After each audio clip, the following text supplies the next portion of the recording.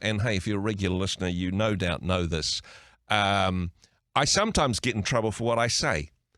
And I'm prone to a good argument. And look, it's a dangerous profession to have that problem in, I suppose, talking on the radio. But some of the things that I say, people disagree with, and then they get upset, and then, that sort of stuff happens. But I suppose the importance of using our words to tame our thoughts, that is the topic that perhaps equivalently verbose John Cowan is talking on today. John, kia ora. How Kia are you? ora. I was just instantly going off onto a reverie about how dangerous this thing is that we're doing. You know, Oh, when it that is. red on light, on air Yeah. light comes on, it's a fascinating thought to know that you're only half a sentence, a few syllables away from destroying your whole life, your whole career. And hey, both of us have been in broadcasting for some time, and there's this a Yeah. survival mechanism that has kicked in, because obviously if it doesn't kick in, then we still wouldn't be on the radio. However, a survival mechanism that kicks in that says, no, just because you're thinking it, do not say that out loud. No, just because you're Yeah. thinking it, just push that to one side. Would you? The difference Yes. between thoughts and saying it out loud, or even thinking something and texting a message to somebody, Yes. that Yes. can be tragic. Well, that is pretty much what I'm wanting to talk about this morning. And that's a great way of putting, so we can segue out of that comment into what I wanted to talk about.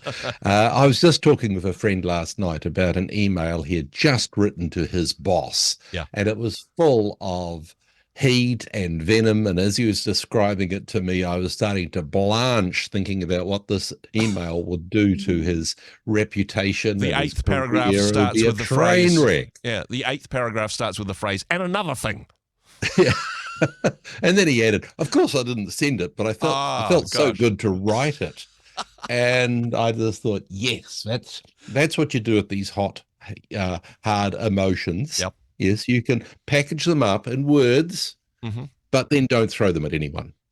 For your own, there is something which is incredibly useful in your own personal processing of a problem, but they're not necessarily for anyone else. Yeah. When I was pretending to be a pastor, that was perhaps one of God's biggest mistakes. But anyhow, when I was pretending to be a pastor, I do quite a bit of counseling. Yeah.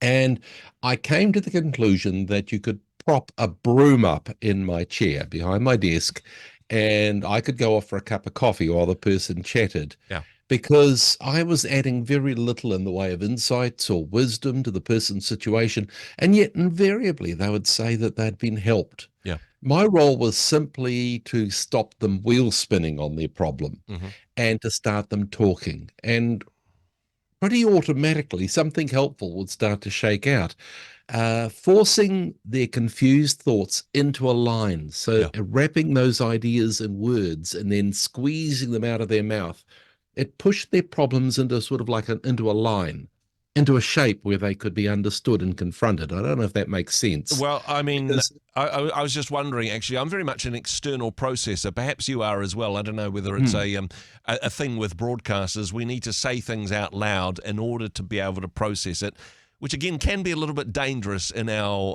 line of work. But is that part of it? It's just taking the thoughts in our I'm heads sure and it's part of putting it. them I into a don't know what I'm sentence? thinking until I've said it sometimes. And then sometimes after I've said it, I thought maybe I shouldn't be thinking it. But I mean, it's what goes on between your ears is often a swirl. When I'm walking along absent-mindedly, staring out the window, sitting in the shower, I'm thinking, and it could be quite pleasant, but it's not useful thinking usually. Yeah. And so, especially when you've got problems, explaining them, talking about them, writing them down. Often in just the process of doing that, you get an insight into them, and often you can, at the same time, you can see a solution. One of the things I used to do as a counselor, and I really did do this more than once,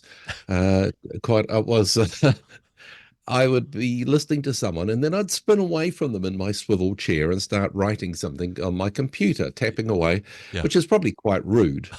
but they would come across and look over my shoulder to see what I was writing, and I'd be writing a letter for them. Yeah. And Yeah. it would be to their ex-partner or to their children or to their boss or whoever was giving them grief at the time. Yeah. And it was like my mate was doing, that I mentioned at the start there.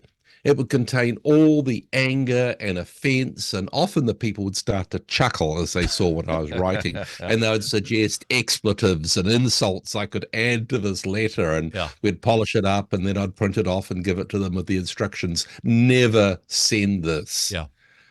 And as you said before, it's part of this external processing. I hadn't heard that term before. It's exactly a good term there. Good term, Andrew. Yeah. Because talking or writing requires imposing a sort of a structure, a discipline upon that swirl of ideas to make it comprehensible. Yeah. And so I do my best thinking when I'm writing or talking to someone. I sometimes say that I think through my fingertips. Okay. Because the things I see forming on my screen as I'm tip-tapping away on my keyboard, I often, thinking, yeah, that's what I really think. It's sort of like it's using a different bit of your brain, but actually I just think it's imposing a discipline on your brain. So could I recommend to people, especially if you've got huge things going down in your life and you're just swirling around and you don't know how to handle it, family stuff, health stuff, financial stuff, is write a letter. Mm-hmm. Write a letter trying to explain your problem to someone. You don't have to send it. Yeah. It might just be to, a letter to yourself. That's what diaries are, basically. Yeah. Going back over my diaries, I sometimes think, who is this person? But also I just remember how helpful it was at the time. Yeah. Because I don't diary consistently. I've just had periods during my life when I've diaried. Mm-hmm. And, it really helps me at the time to make sense of what's going on. Writing songs and poems, I know that helps people immensely, being able to stick it into a song. I mean, it might not be fit to listen to, but honestly, just the process, wonderfully cathartic, if that's the word. Yeah. Talking to people, talking to the dog. My dogs are wonderful counselors. They just sit there with this concerned look on their face, listening to me, talking to God, talking to your wife, talking to, just the process of getting it out. Yeah.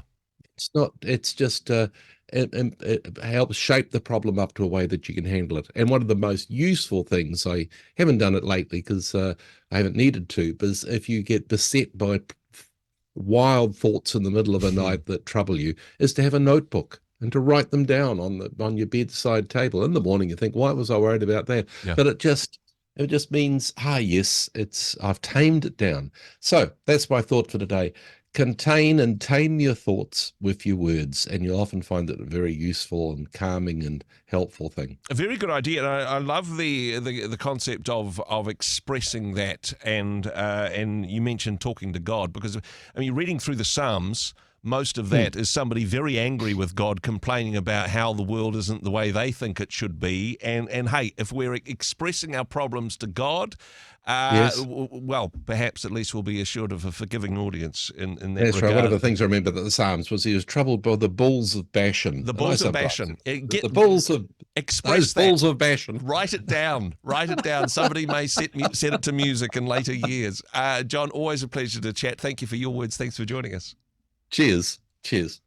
Hey, thanks very much for joining us in the Rhema studio. Thanks very much for watching the interview.